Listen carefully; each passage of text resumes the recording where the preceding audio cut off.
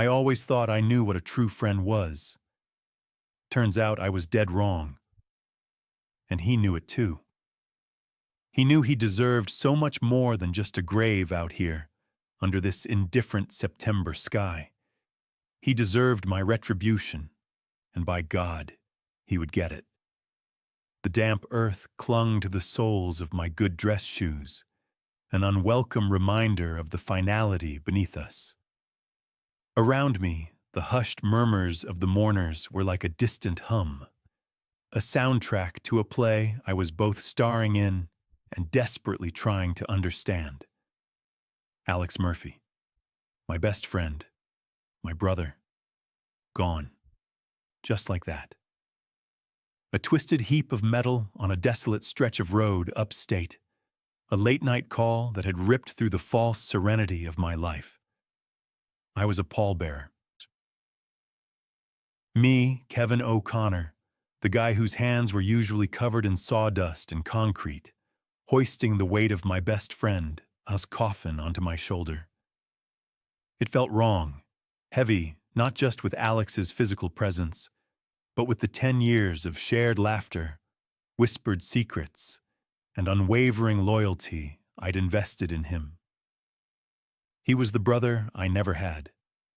The kind of man who'd show up unannounced, with a case of cold beer and a new recipe for ribs, ready to commandeer my backyard grill every other weekend. My daughter Emily adored him.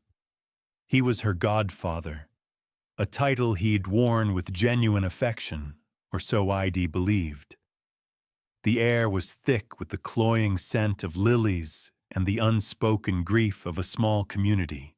I watched Maggie, Alex's widow, her face a mask of bewildered sorrow.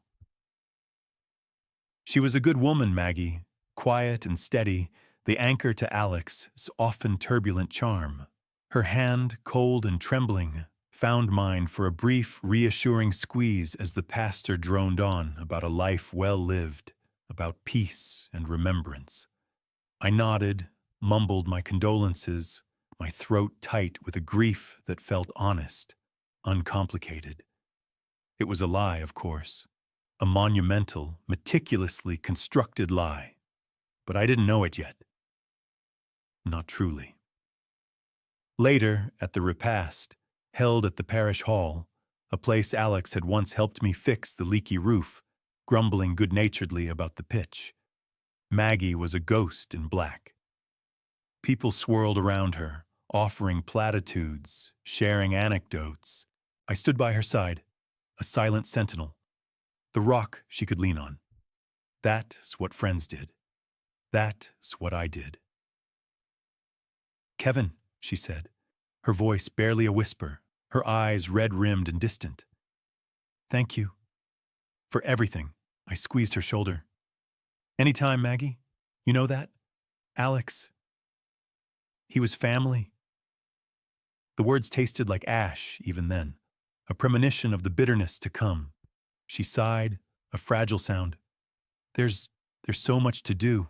His office, his things, I can't face it all yet." She gestured vaguely towards a mental pile of tasks. His old laptop, for instance. He got a new one last year, but the old one, it's still got so much on it. Personal stuff, work stuff. I just want it all gone, wiped clean. I just can't bring myself to go through it. I hesitated. My own life was a whirlwind of bids, blueprints, and client demands. But Maggie's plea hit a deeper chord. Alex would have done the same for me. More. He always did more. "Say no more, Maggie. I'll take care of it. Bring it over when you're ready.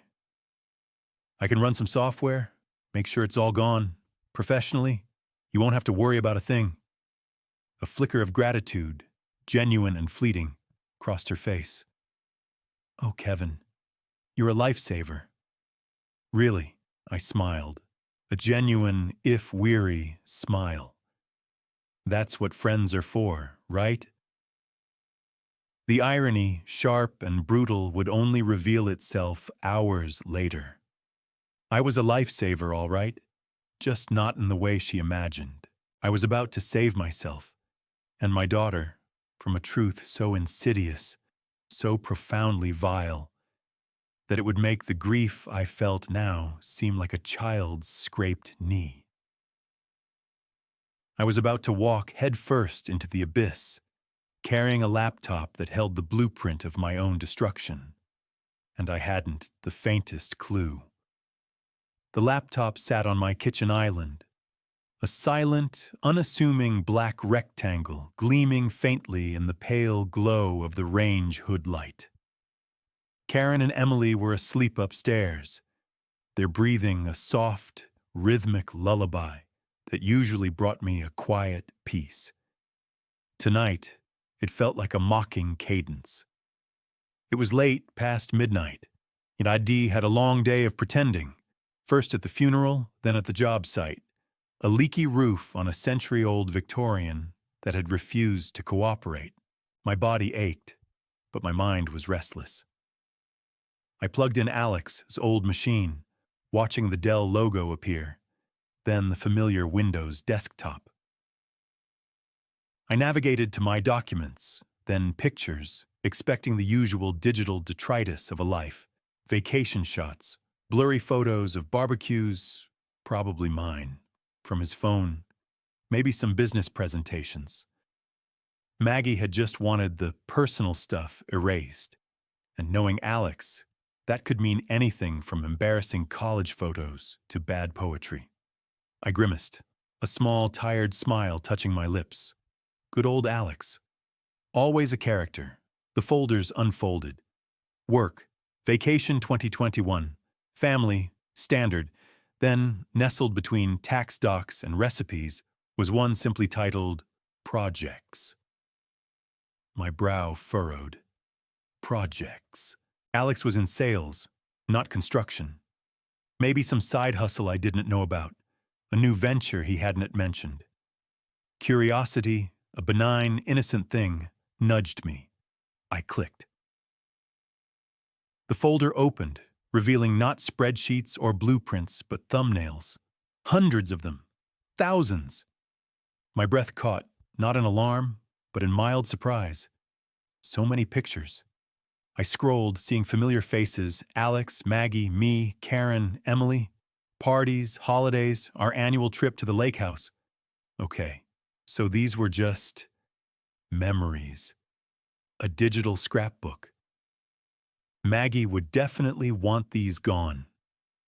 I clicked on the first one, a shot of Alex grinning, arms slung around me at last year's 4th of July barbecue.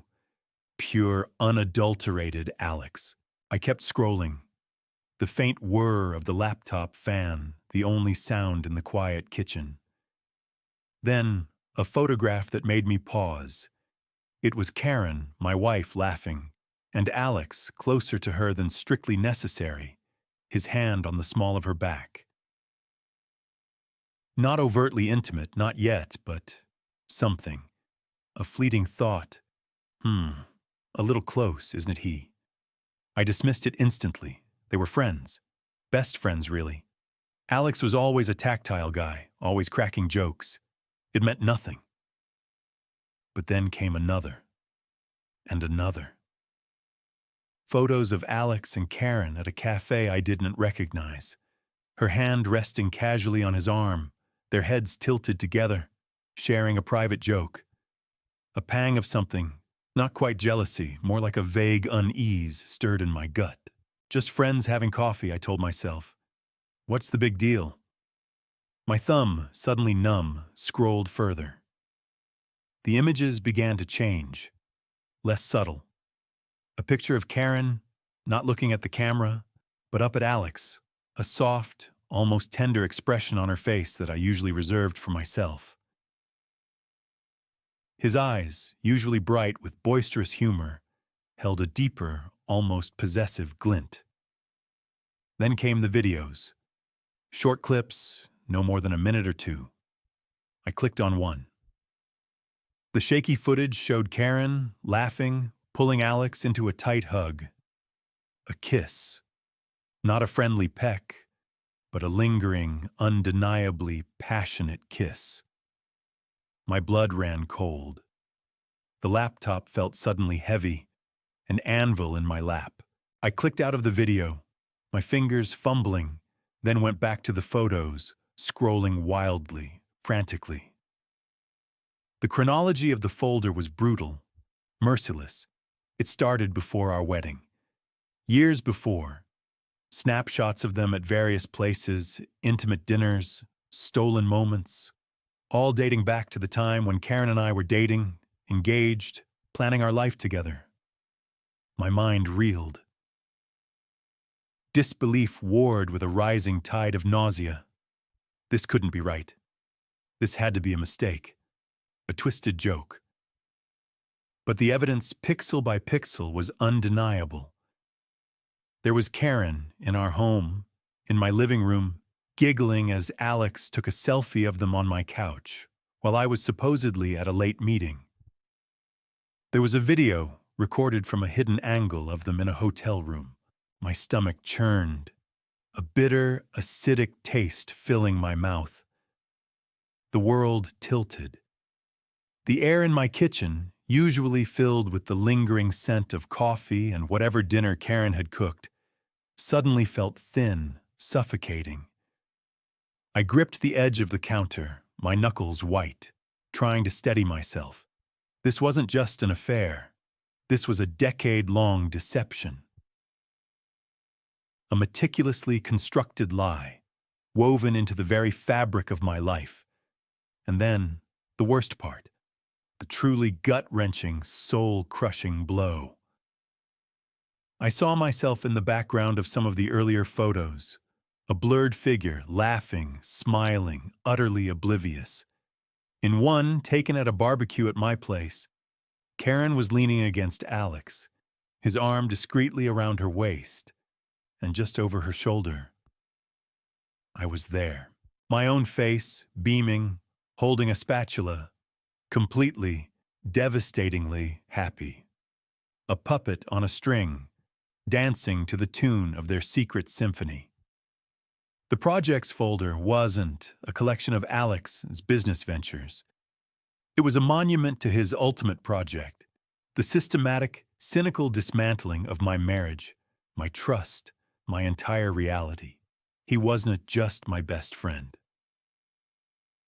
He was a cancer, growing unseen, feasting on my unsuspecting life. The grief for his passing evaporated, replaced by a cold, burning rage that was far more potent, far more dangerous. Alex Murphy didn't deserve my tears. He deserved judgment. And I, Kevin O'Connor, was about to deliver it. My world had just shattered, and as the shards settled, I knew one thing with absolute certainty. Nothing would ever be the same. The sun was a ghost, still beneath the horizon, when I finally pushed the laptop away. The kitchen was colder than it should have been, a chill that had nothing to do with the early morning air and everything to do with the icy tendrils of betrayal wrapping around my heart. I had not slept, could not sleep. The images from the projects folder were burned into my retinas, playing on an endless loop behind my eyelids. Each photograph, each video, a fresh, agonizing stab. My world, a world I had painstakingly built, brick by brick, honest deal by honest deal, lay in ruins. And the architects of its destruction were the two people I had trusted most implicitly. Alex, my best friend, my confidant, the man who had stood beside me at the altar, beaming with a pride I now knew was a cruel mockery. And Karen, my wife, the woman who had shared my bed, borne my child, vowed to love and cherish me.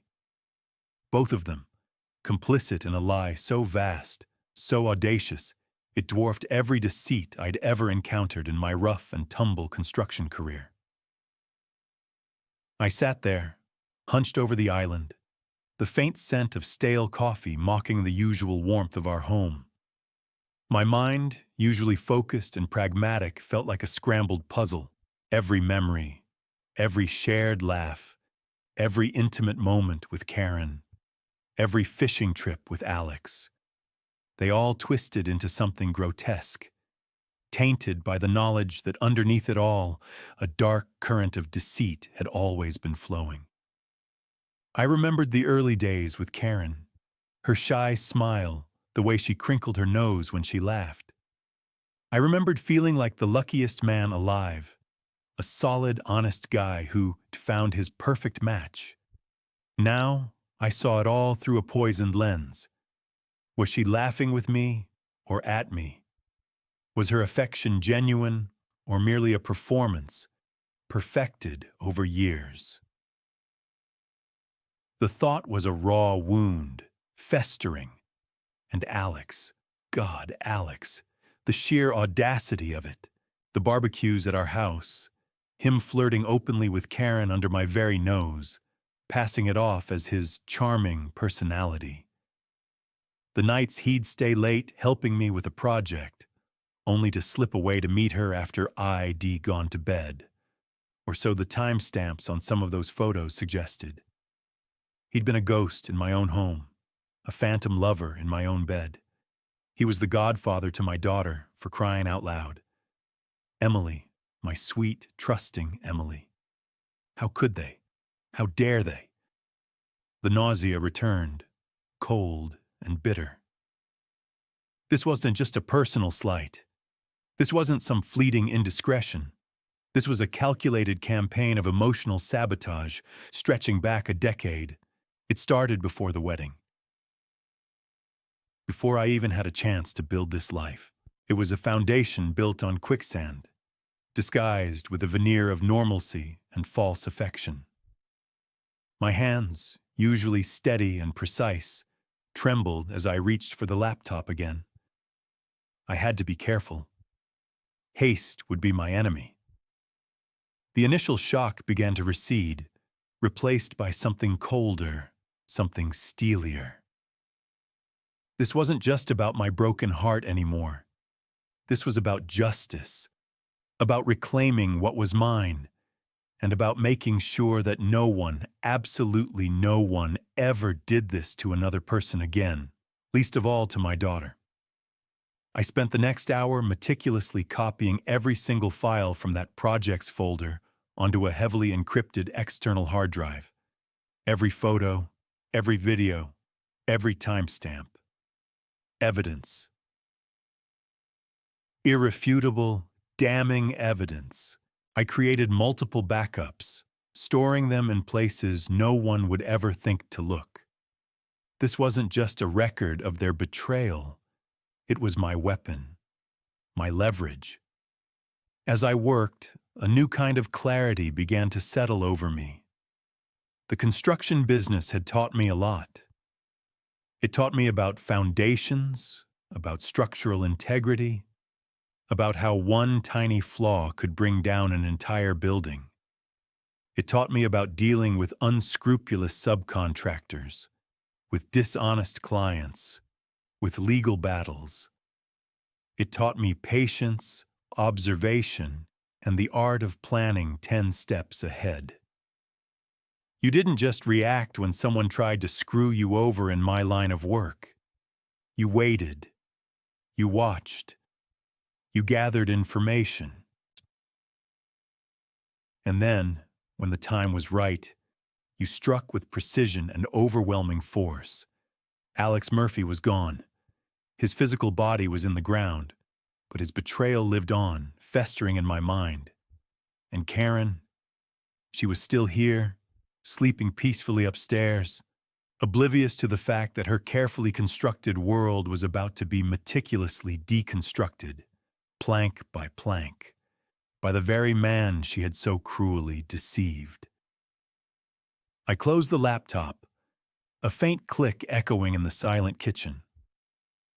The sun was finally peeking over the horizon, painting the sky with hues of bruised purple and angry orange. A new day, but not for me. For me, a new war had just begun. And I, Kevin O'Connor, the the quiet contractor, the seemingly simple man, was ready to fight. And I would not lose. Not this time. Not ever again. The clatter of Karen's coffee mug against the granite countertop upstairs was my alarm clock. It was followed by the soft padding of her bare feet, then the murmur of her voice as she called down to Emily, who was probably still wrestling with her covers. The sounds, once comforting rituals of my morning, now grated on my nerves like fingernails on a chalkboard. I sat at the kitchen island, the laptop tucked away, a veneer of normalcy carefully pasted onto my face. She descended the stairs, her blonde hair streaked with silver, a little disheveled from sleep. She wore her comfortable old robe, the one with the faded floral pattern. She looked normal, my wife, my betrayer. "Morning, honey," she said, her voice bright, almost cheerful. She walked past me, leaned in to kiss my cheek, a gesture I barely tolerated, my muscles rigid beneath her lips, and poured herself a fresh cup of coffee. "Rough night. You're up early." I grunted, taking a sip of my own coffee, the lukewarm bitterness mirroring the taste in my mouth. "Yeah, just a lot on my mind. Business stuff." It wasn't a lie, not exactly. The business of rebuilding my life from the ashes of her deception. She didn't press. She never did. Karen was good at gliding over uncomfortable silences, at letting things remain unsaid. Now, I knew why. Her entire life with me had been built on unsaid truths. As she bustled about, making toast for Emily, humming a little tune, I watched her. Every movement, every gesture was under a microscope.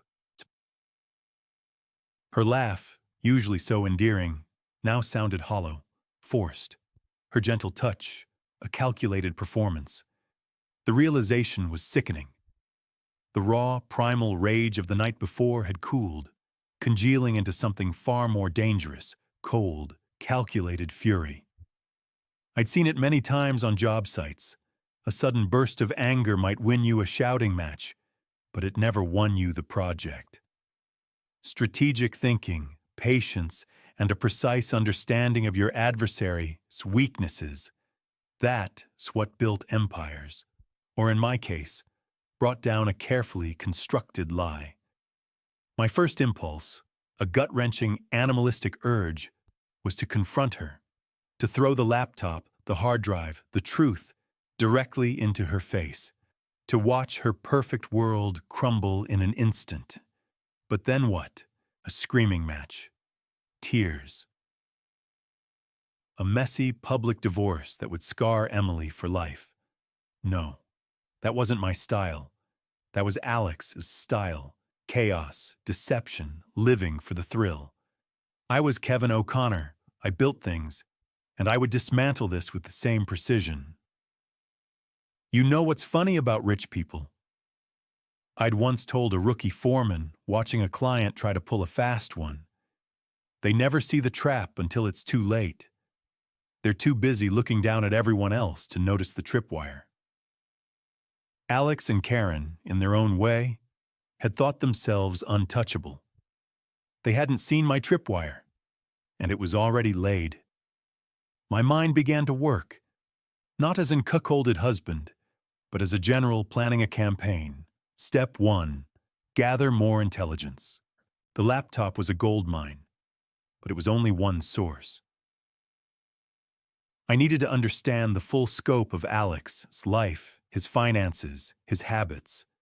Was this just about him and Karen, or was there more? Alex was always a smooth talker, a schemer. He'd made good money in sales, but he spent it just as fast, always living on the edge of his means. Had there been other secrets, other lives? I decided to start small, subtly. I had a network of contacts built over 30 years in this business. Fellow contractors, suppliers, retired cops. rich, done favors for, even a couple of old-school private investigators who occasionally handled background checks for my bigger clients. I didn't need to tell them the whole truth, just enough to get them digging. A routine check on a recently deceased friend for estate purposes. It was plausible enough. That morning, as Karen hummed about a PTA meeting and Emily scarfed down her toast, oblivious, I started to plant the first seeds. "You know, honey," I said, my voice calm, almost casual, "Maggie was pretty overwhelmed yesterday. Said Alex had some hidden investments she couldn't quite track. Any idea what she might be talking about? He ever mentioned anything to you?" Karen paused, her coffee cup halfway to her lips. For a split second, her eyes flickered, a tiny, almost imperceptible twitch. "Hidden investments? Alex? Oh, I wouldn't know, Kevin. You know Alex. Always talking big, but I doubt he had anything substantial hidden away. Probably just his usual bluster." "Shy," she laughed, a little too quickly. "Why would he tell me anyway?" I smiled. A calm smile, the kind my construction crews knew meant someone was about to learn a very expensive lesson. "Just thought, being so close, he might have mentioned something in passing." "Nope," she said, shaking her head a little too emphatically. "Not a word." "Wrong answer, Karen." The flicker in her eyes, the hurried denial. It was all the confirmation I needed. She knew, or she suspected. Either way, the web was far more intricate than I'd first imagined. Alex's betrayal wasn't just personal.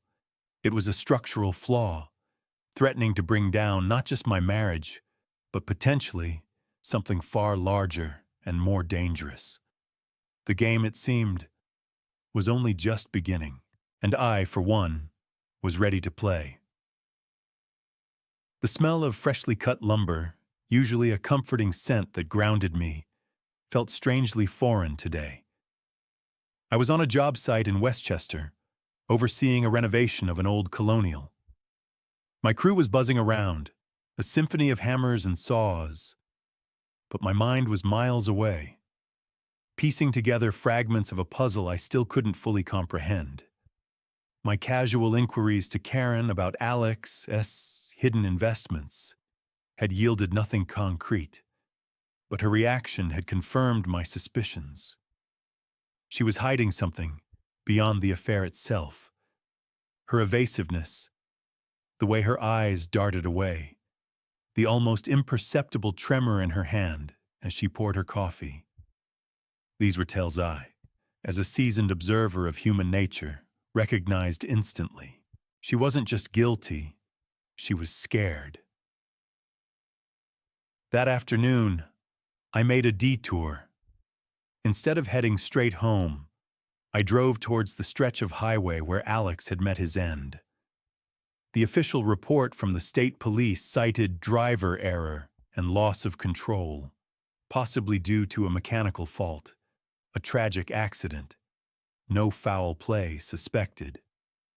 But as I walked the shoulder of the road, the faded skid marks barely visible against the asphalt, a knot of unease tightened in my stomach. Alex was a careful driver, maybe a little fast sometimes, but never reckless. And his car, a relatively new BMW, was meticulously maintained. Mechanical fault. It just didn't sit right. I stopped at a small diner down the road, the kind of place where locals gathered, where gossip was served hotter than the coffee. I ordered a slice of apple pie and struck up a conversation with the waitress, a woman with kind eyes and a knowing smile. She remembered the accident. Everyone did. "Poor Mr. Murphy," she'd said. "Such a shame. Always so friendly." I let her talk, guiding the conversation subtly, asking if anyone had seen anything unusual that night, any other cars, anything at all.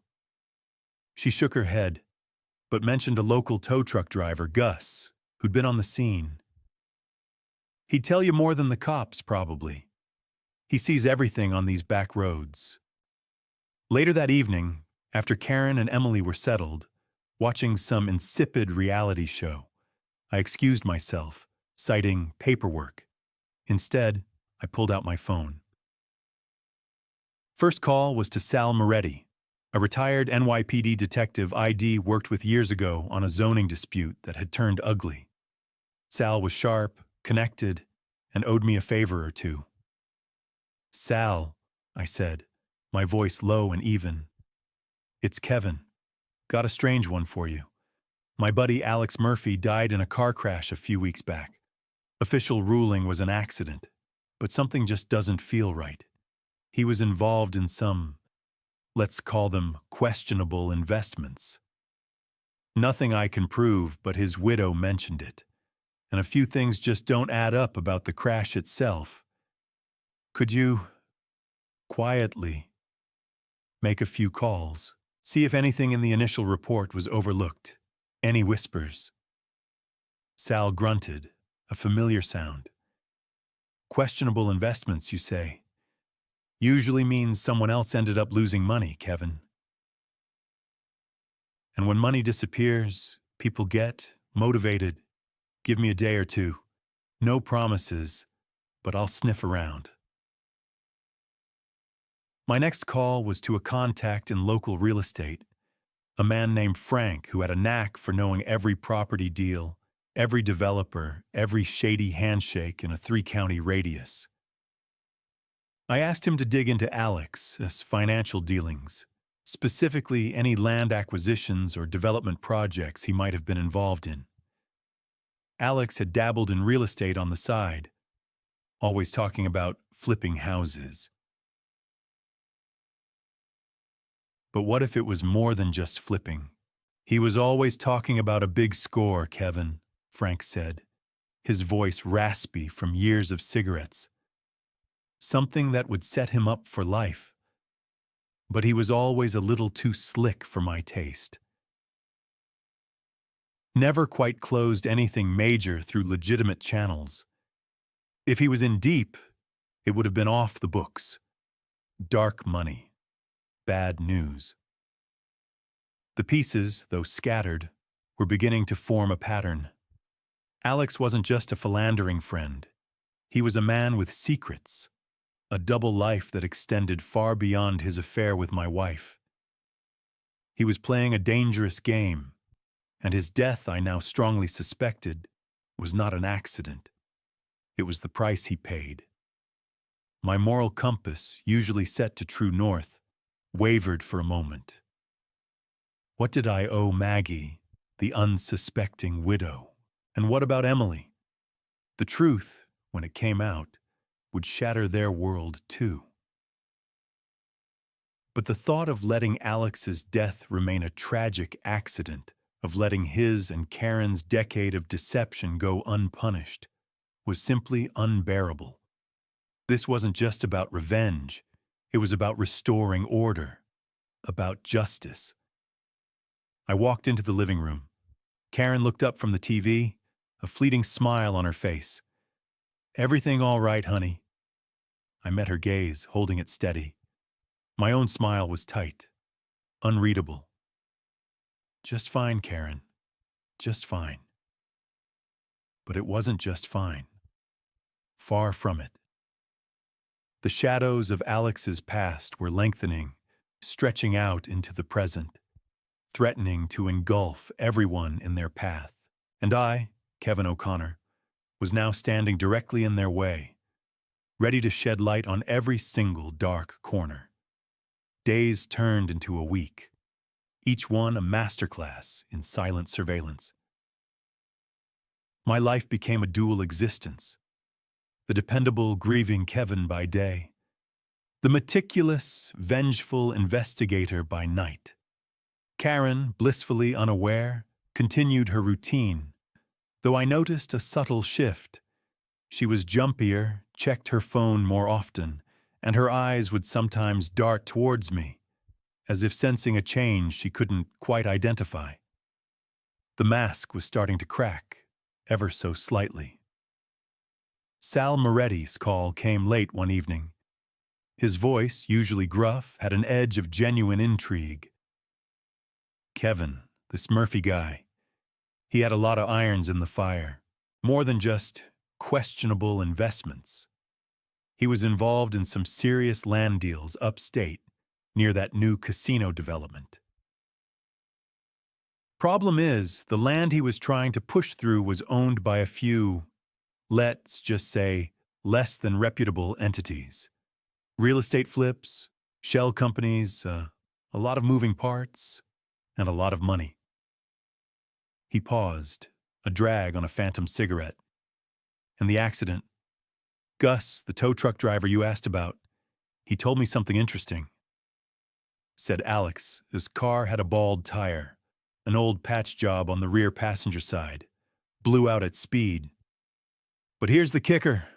Gus swore Alex was meticulous about his cars, always had the best. He found it odd. Said he had seen a lot of staged accidents in his time, and something about this one didn't quite sit right. But the cops, they just closed the book. A cold tendril of certainty snaked through me. A bald tire on Alex's meticulously maintained BMW. Not an accident, not a chance. Someone wanted Alex dead, and they'd made it look like a tragic oversight. This wasn't just about an affair anymore. This was about murder. And Corin, my wife, was wrapped up in it, whether she knew the full extent or not. The scope of their betrayal, once purely emotional, now had a dangerous, criminal edge. Frank, my real estate contact, chimed in the next day. Alex had indeed been involved with some unsavory characters in a land development scheme. He was working with a crew from out of state, Kevin. Shady guys. Always had money. But their paper trail was cleaner than a whistle. Too clean. Rumor had it they were connected to some organized interests in the city. Alex was their charming front man, the guy who could talk to anyone, smooth things over. Organized interests. That explained the hidden investments and the big score. Alex wasn't just cheating on me. He was playing with fire, and now he was paying the ultimate price. And Karen. How much did she know? Was she merely a willing accomplice in the affair? Or was she privy to Alex's darker dealings? Her fear, her evasiveness, it all pointed to something deeper than just guilt over infidelity. I started to weave my own subtle trap for Karen. I began to accidentally leave financial statements from my own company lying around, highlighting the healthy profits and stable investments I had made. In contrast, I would casually mention how lucky we were to have my business, given the economic instability and risks some people take with their money. I watched her reactions, seeing her gaze linger on the numbers, a flicker of something, envy, fear, in her eyes. I also began to subtly isolate her. My construction business was doing well, but I started to tighten her access to the joint accounts, citing upcoming investments and streamlining our finances. Small changes, barely noticeable, but they slowly began to chip away at her sense of financial security.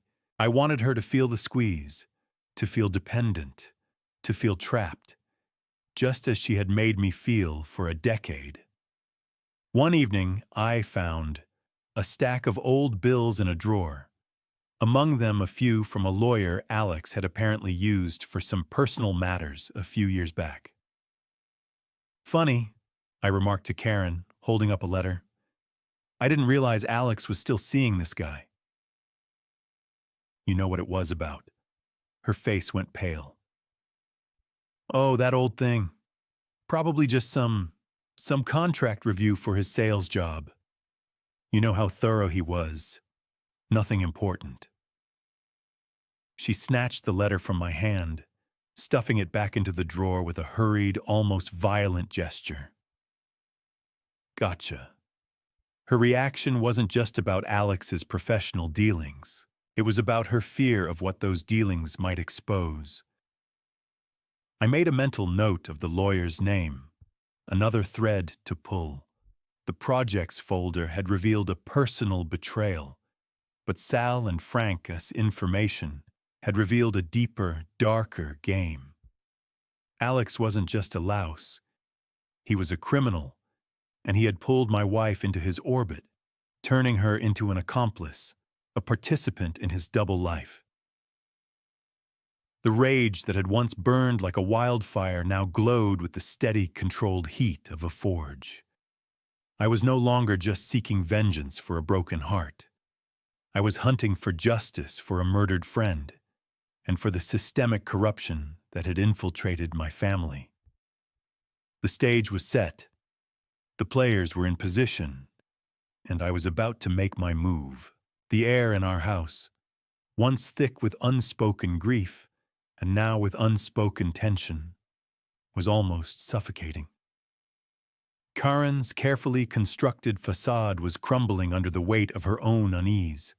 Her eyes, perpetually wide with a mixture of suspicion and suppressed panic, tracked my movements. She felt the shift, the coldness in my gaze, the deliberate distance I maintained, but she couldn't pinpoint the source. She thought I was simply grieving Alex, or perhaps just distant. She was about to learn just how profoundly wrong she was. Sal Moretti delivered the final, crushing piece of the puzzle. Kevin, this lawyer Alex was seeing, name's Marcus Thorne. He's connected, all right. Not just a contract lawyer. He's known for setting up shell corporations, laundering money, that kind of thing. And guess what? He was involved in setting up an LLC for Alex last year. One that was tied to some land acquisitions with those organized interests I told you about. And the kicker, the LLC listed 2 beneficiaries, Alex and Karen O'Connor. My breath hitched. Karen. She wasn't just an accomplice to the affair. She was a direct beneficiary of Alex, his criminal enterprise. The sheer audacity, the depth of her involvement, hit me like a physical blow. She wasn't coerced.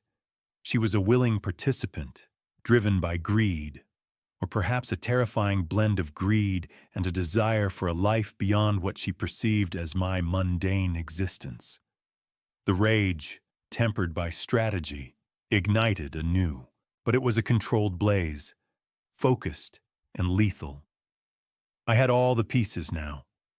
The decade-long affair, the hidden financial dealings, her direct involvement, and Alex's murder disguised as an accident.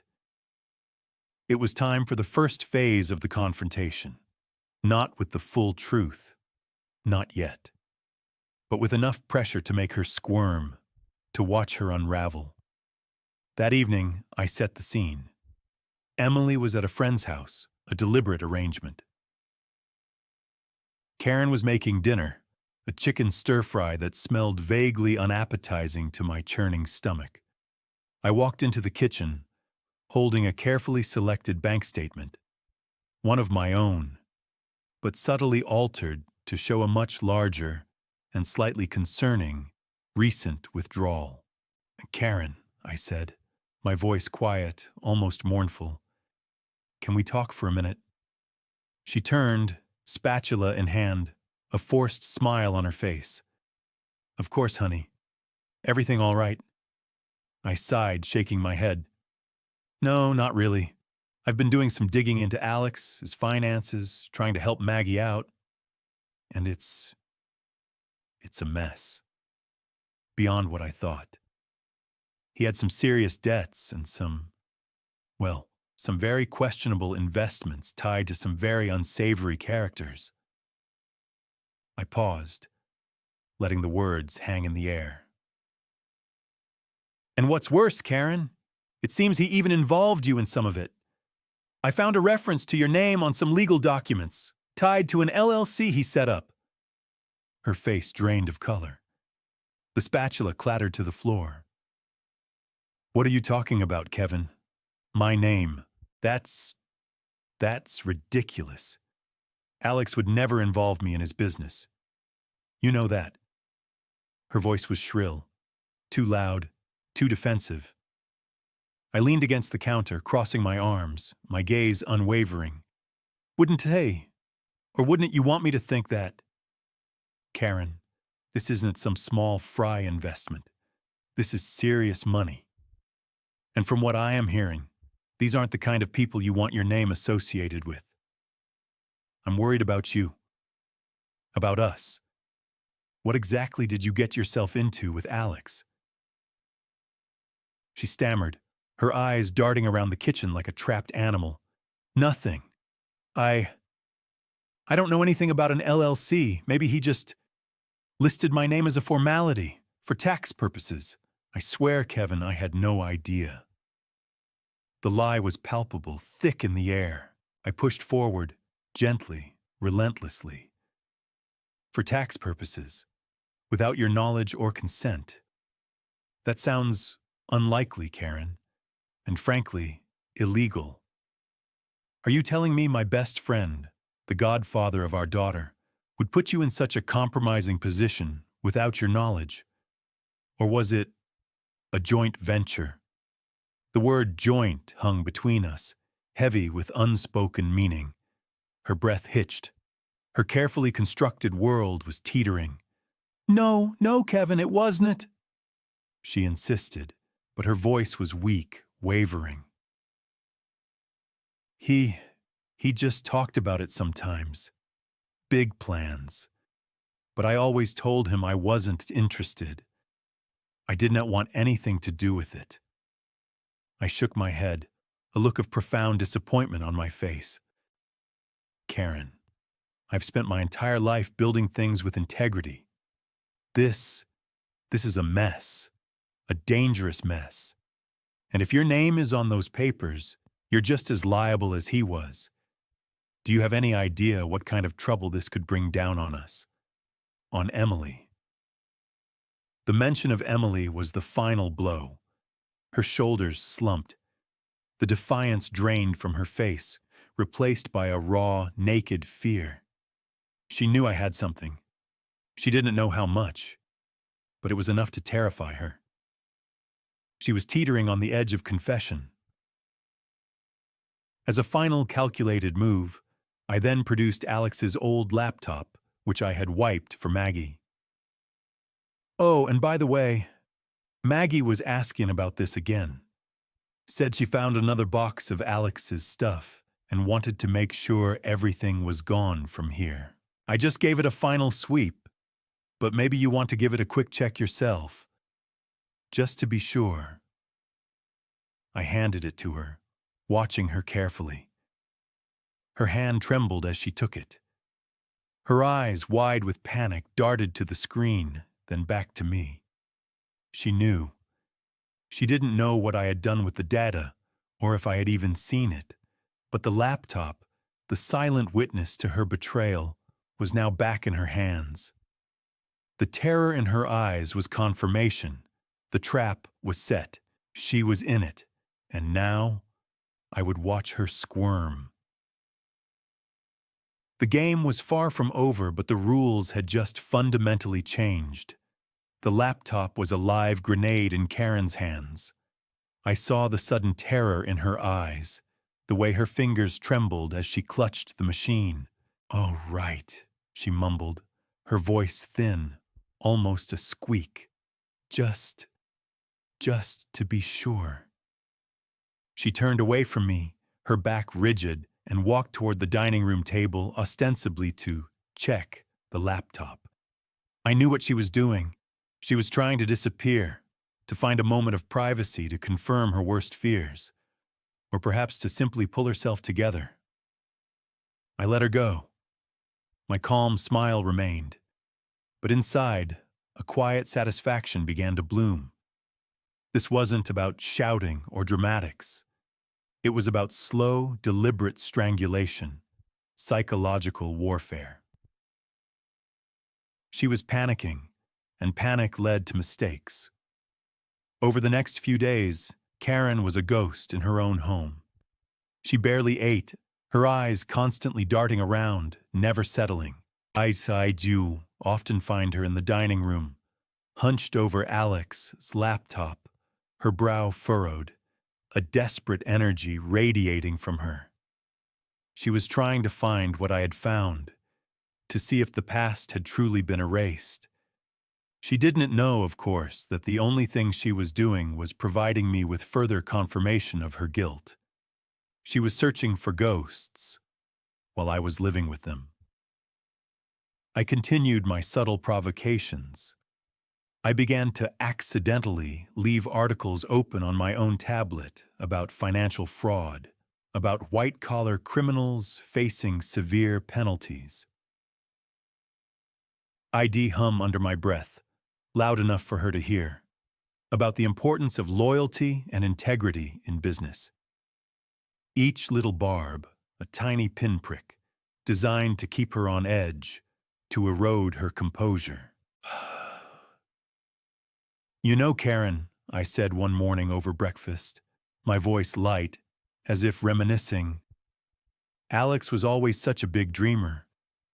Remember that time he talked about buying that old mill property down by the river, turning it into condos?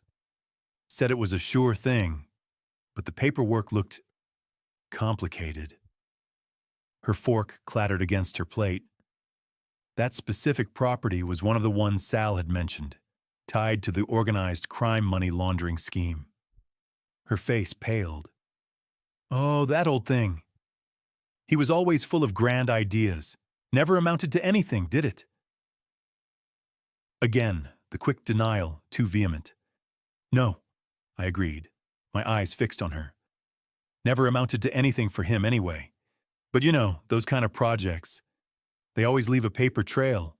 Someone eventually picks up the pieces, and then the truth comes out." She swallowed hard, avoiding my gaze. The silence that followed was deafening, broken only by the innocent chatter of Emily, completely unaware of the venom being exchanged. The calls from Sal Moretti became more frequent, more urgent. He dug deeper, pulling on every thread I'd given him.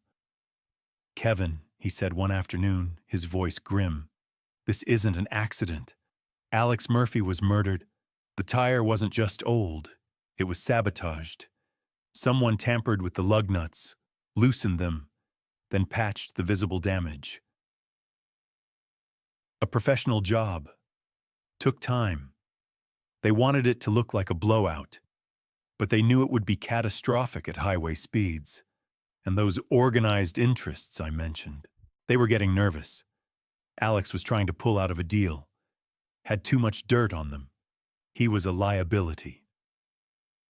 The confirmation, though expected, still hit me with a visceral force. Murder. Not just an affair, not just financial fraud, but murder. And Karen had been a part of this toxic ecosystem. My vengeance, once a personal mission, now took on a grim, almost sacred weight. This wasn't just for me. This was for Alex, the man he should have been, before his ambition and deceit consumed him. And it was for every innocent person caught in the crossfire of his double life. Karen was visibly deteriorating. She lost weight, her eyes were perpetually shadowed, and she jumped at every sudden sound. She started making excuses to leave the house for longer and longer periods, returning agitated and withdrawn. Emily, perceptive and sensitive, began to notice. "Mom, are you okay?" I overheard Emily ask one evening, her voice laced with concern. "You seem really stressed, more than just about Uncle Alex." Karen just brushed it off with a forced smile. "Just tired, honey. Lots on my mind." But the performance was weak, unconvincing even to a teenager.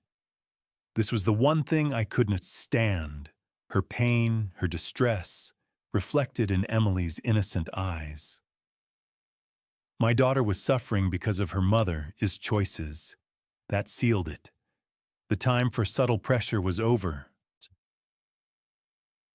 I watched Karen from the kitchen as she paced the living room, talking on her phone in hushed, frantic tones, glancing over her shoulder.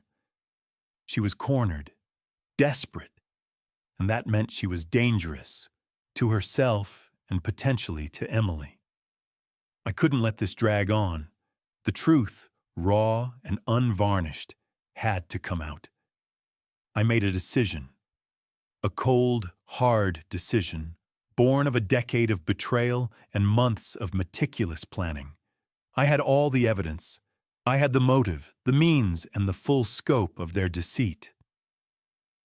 It was time for the final act. It was time for the truth to be unveiled. And when it was, Karen O'Connor would learn the true meaning of consequences. And I, Kevin O'Connor, would finally reclaim my life from the shadows of their lies. The evening air was crisp, carrying the scent of burning leaves, a stark contrast to the suffocating tension inside our home. Emily was at a debate club meeting, giving us the silence I needed for this final, brutal confrontation. Karen was in the kitchen, nursing a glass of wine, her eyes red-rimmed and distant. She looked fragile, almost broken, a shadow of the woman I had married. And yet, beneath that fragile exterior, lay a decade of calculated deceit that had destroyed my life. I walked into the living room, where the fire crackled in the hearth, casting long, dancing shadows. I carried with me a small, unassuming USB drive, the culmination of months of my own quiet investigation. It contained everything: the copied contents of Alex S. projects, folder, Sal Moretti's meticulous report on Alex, his financial dealings and the true nature of his death, and Frank's corroborating details on the shady land deals. My weapon. Karen, I said, my voice low, utterly devoid of emotion. She flinched, startled, spilling a little wine on her hand. She hadn't heard me come in. She turned, her face a mask of weary resignation. Kevin, what is it now? Her voice was laced with a tired exasperation that only fueled my resolve. She still thought this was about her, stress, or my distance. It's over, Karen, I stated, my eyes locked on hers. The games, the lies, all of it, it's over. Her brow furrowed. What are you talking about? What games? And I didn't answer directly. Instead, I walked over to the coffee table where my own laptop lay open. I plugged in the USB drive. The gentle hum of the machine filled the silence. I opened the folder, then brought up the first image, a close-up, intimate photo of Alex and Karen, laughing, their faces just inches apart, taken years ago. Her eyes widened, fixing on the screen. The blood drained from her face, leaving it ashen. Her mouth opened, but no sound came out. Her hand flew to her throat, a choked gasp escaping her lips. Does this picture ring any bells, Karen? I asked, my voice chillingly calm. I scrolled to the next, a video, short and damning, of them kissing passionately in a hotel room. Then another, of them in our home, while I was supposedly at work. I kept scrolling, the silent parade of betrayal relentless, merciless. The timestamps, the locations, the sheer volume. Karen sank onto the couch, her legs giving out, her face contorted, a mix of horror, shame, and utter defeat. Kevin, I can explain. The words were barely a whisper, a desperate plea. Explain what, Karen? I cut her off, my voice sharp. Explain how you spent a decade lying to me. Explain how my best friend, my damn best man, was sleeping with my wife for 10 years. Explain how you made a mockery of our wedding, our vows, our entire life together. I leaned forward, my hands flat on the table, my gaze piercing. No, Karen. There's nothing to explain. The pictures do all the explaining I need, and tears stream down her face, silent rivers of misery. It was a mistake, Kevin. A terrible mistake. It just happened. A mistake, I scoffed, a bitter, humorless laugh escaping me. A decade-long mistake. That is not a mistake, Karen. That's a choice. A deliberate, calculated choice you made every single day to betray me, to live a lie right under my nose. I leaned back, taking a breath. The personal betrayal, though searing, was just the beginning. But that's not all, is it, Karen? I continued, my voice hardening. Alex had other projects, didn't he? Other secrets. The kind that end with people dead. Her head snapped up, her eyes wide with a new, deeper terror. What are you talking about? I brought up Sal's report when Alex wasn't to just a philandering friend, Karen. He was involved in some serious criminal enterprises. Land deals, shell companies, money laundering, with very dangerous people. And you, my dear wife, were a part of it. Your name is on an LLC Alex set up. You were a beneficiary, a willing participant. Her face crumpled. No. He pressured me. He said he needed my name, just for a formality. He promised it was harmless, that I wouldn't be involved. The lies poured out, desperate and unconvincing. Harmless. I scoffed. Karen, these people don't do harmless. Alex was murdered. His accident was a professional hit. Because he got in too deep. Because he was a liability. And they put your name on those papers because they knew you were vulnerable, that you couldn't run to me, because you had a far bigger secret to protect. The full weight of the truth crashed down on her. The affair, the financial crimes, Alex's murder, all intertwined, all leading back to her. She let out a strangled sob, burying her face in her hands. Oh God, Kevin, I swear, I didn't know it would go this far. He said it would make us rich, that we could finally have the life we always wanted. He was so convincing. And then, I was scared of him, scared of you finding out. She confessed everything then, a torrent of desperate words, how Alex had seduced her, preying on her insecurities, her dreams of a more exciting life, how he had slowly, subtly, drawn her into his financial schemes, first as an unknowing accomplice, then as a terrified, complicit partner. She revealed the names, the dates, the locations, the extent of Alex's dealings, and her own terrified involvement. She had kept silent about his death, about the true nature of his life. Not out of loyalty, but out of fear. Fear of exposure, fear of the criminal underworld, fear of me. I listened, my face impassive. No anger, no rage, just a profound, chilling resolve. Her tears, her pleas, her brokenness, they meant nothing to me anymore. The woman I loved, the life I had built, they were gone, replaced by this stranger, consumed by her own web of lies. Get up, Karen, I said, my voice cutting through her sobs. It's time to face the consequences. She looked up, her eyes pleading. Kevin, please, for Emily's sake, don't do this. For Emily's sake, I repeated, the words tasting like ash. Emily deserves a father who stands for something. And she deserves to know that when people betray, when they lie, when they destroy, there is a price to pay. And you, Karen, are about to pay it. I had my confession. I had my proof. My decade-long nightmare was finally ending. Not with a bang, but with a cold, calculated dismantling. The tears shed now were not for Alex, nor for the naive man I once was. They were for the end of a long, painful chapter, and the beginning of my retribution.